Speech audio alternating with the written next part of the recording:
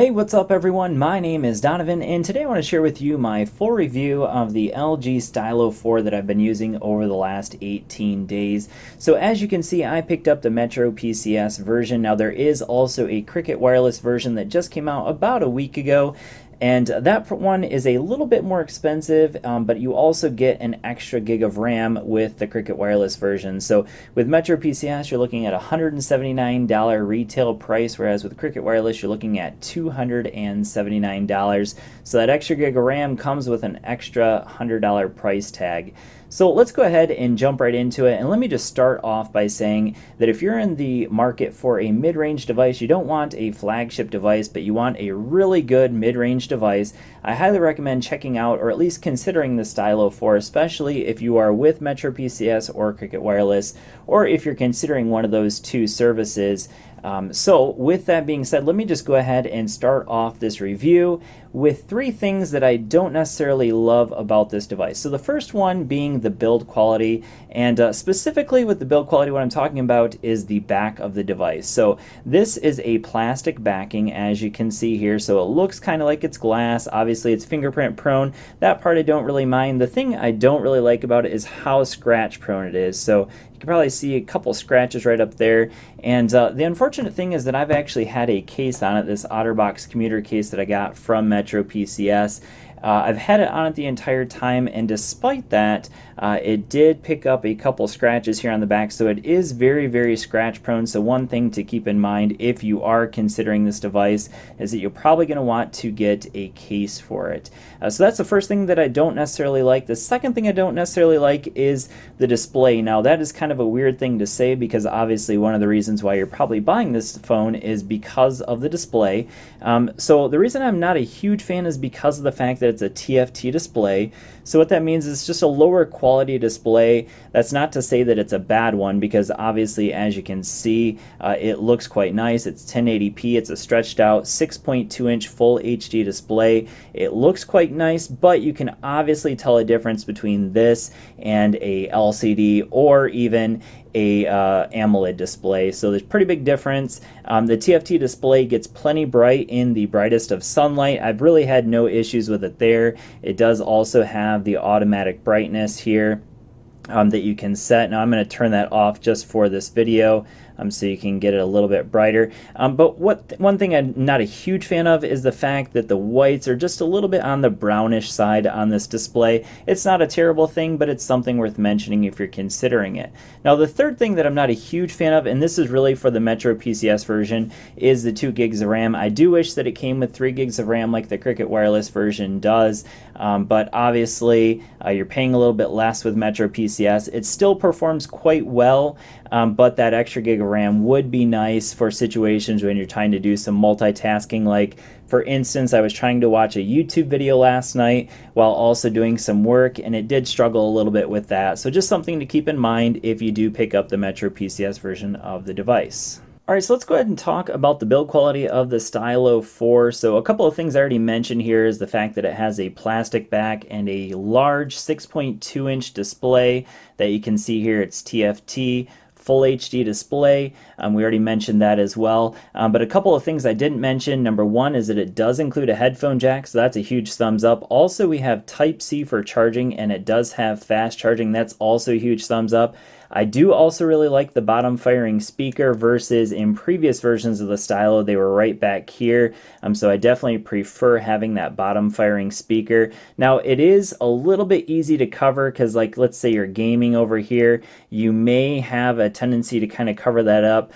So that is maybe just a slight negative, but I do prefer the bottom firing speaker over the one on the rear. Obviously we have the stylus, so that's a huge thumbs up. We have a metal frame here. And that's a good thing. We have our volume rocker over here on the left, and then over here on the right we have our power button. So this year the fingerprint sensor does not double as a power button. This time the power button is separate, and I actually prefer having them separate, so that's also a good thing in my opinion. So overall build quality of this device, especially at that mid-range price point, I think is very good. Now, one other thing to keep in mind when you're buying this device is because of that large 6.2-inch display, even though it does have some pretty minimal bezels, you can see that it does require a little bit of finger gymnastics or hand gymnastics in order to reach the top corners of the display. So for a lot of people, it probably will be a two-finger phone, or two-handed phone, I should say. But you definitely are going to have to do a little bit of hand gymnastics unless you have very large hands. All right, so as far as performance goes on the LG Stylo 4, you can see here with the Geekbench 4 scores, we have a single core score of 717 and a multi-core score of 3055. So we're running the Snapdragon 450 processor. That is a 1.8 gigahertz processor. And again, the version I have has 2 gigs of RAM, whereas the Cricket Wireless version have 3 gigs of RAM.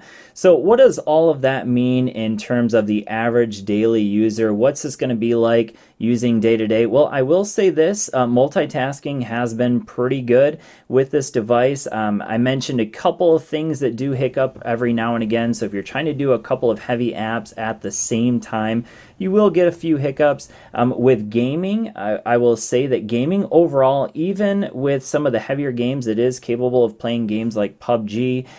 It will require that you kind of lower down the frame rate when you're playing games like that. But overall, gaming on this phone has been pretty good.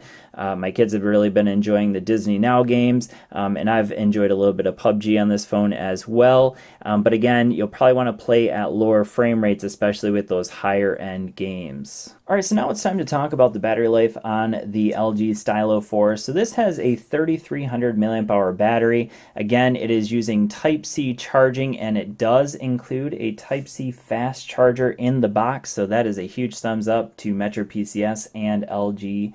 So with that being said, what does that mean in day-to-day usage? Well, in day-to-day usage, I'm able to get a solid 6 hours of screen on time with this device, which is to say that is very, very good. Now, we do also have some battery saving modes as well built into it.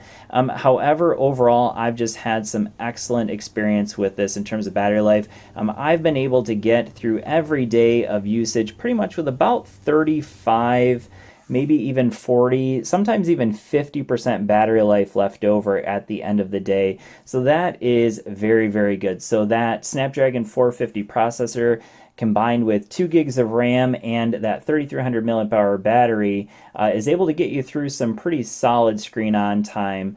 And overall battery life with this phone shouldn't be an issue for most people to get through a full day of usage. All right, so as far as the cameras are concerned on the LG Stylo 4, we have a 13 megapixel camera on the rear with dual flash and phase detection autofocus, and on the front we have a 5 megapixel camera. Now, when it comes to the quality of the pictures on this phone, I will say it's a little bit of a mixed bag. My overall experience with the rear firing camera is actually quite positive. Even in low light, I've had some pretty darn good pictures come out of it. So I would say the rear camera is pretty darn good. Now the front camera has some pretty cool tricks up its sleeve, so I'm gonna go ahead and flip it over to the front camera. And a couple of things that I'll mention. So first of all, it's a 5 megapixel camera, but you can see here we have a regular camera, but then also we can change it to wide angle, so you can see that it widens up there. And then we also have a portrait mode. Whoops, went off of that. And you can see that we also have a portrait mode. So what that does is it blurs out the background and brings into focus the foreground. Now, the portrait mode, unfortunately, in my experience, just isn't all that good. Basically, it's just going to focus on whoever is closest to the camera. Anybody that's a little bit further back, it's going to blur out. So it doesn't do a very good job of picking up faces. So unfortunately, I think that's just a gimmick, the portrait mode on the front camera. And overall, with good lighting, the front camera is not too bad. That 5 megapixel camera does okay. But in lower lighting settings, it definitely is not all that great. So just a heads up, if you're looking for some low light photos with the selfie camera, probably not going to get the greatest out of the LG Stylo 4.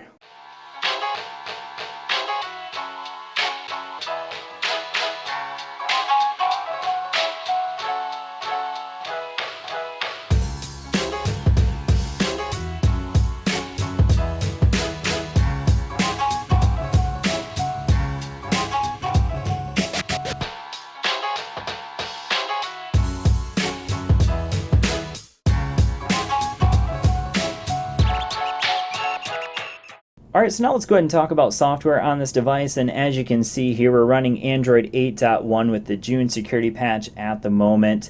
And overall, I will just be the first to admit that I am not a huge fan of LG's software overall. It's definitely not my first choice when it comes to OEM software. However, I will say that they have improved it overall, and there are, of course, a ton of tweaks that you can make to the software. So if you don't like it, of course, it's an Android phone. You can change as much as you want. A couple of things that I like to change here is with the home screen under display. You can change it to have an app drawer, so come right over here and you can go to home and app drawer. Now I prefer to not actually have the icon, so we'll go ahead and hit OK. And I'll show you what I mean by that. So this is the more stock Android feel, so it's basically just a slide up to get your app drawer, slide back down to get rid of it.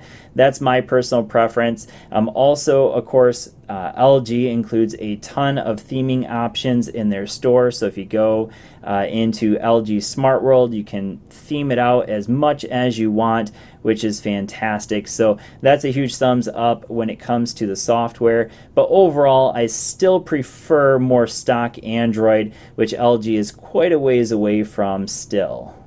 Alright, so before we conclude this video, I want to mention a couple of things that I did not mention a little bit earlier. So one being the fact that with this being the LG Stylo 4, you do get, of course, the stylus, and with that you get some software that utilizes the stylus that you can see here. So we have Pop Memo, Capture Plus, Gift Capture, and Pop Lens. All software tweaks or software applications that utilize this stylus. That's fantastic. And a couple other features that this phone has that you don't get on a whole lot of other phones at this price point. So number one being NFC, so you can use it for mobile payments like Google Pay. And then we also have DTS X3D surround sound. That is utilizing the headphone jack, and that is a feature you get on the LG G7, the more expensive device in LG's lineup. Now, last thing I want to talk about is the speaker quality. So again, we have a bottom firing speaker, so I do prefer that over the rear firing speaker that you got with previous LG Stylo phones. However, it is a little bit on the tinny side. It's pretty loud, but pretty easy to cover up as well. So let's go ahead and play it, and I'll let you kind of decide for yourself what you think of the speaker quality.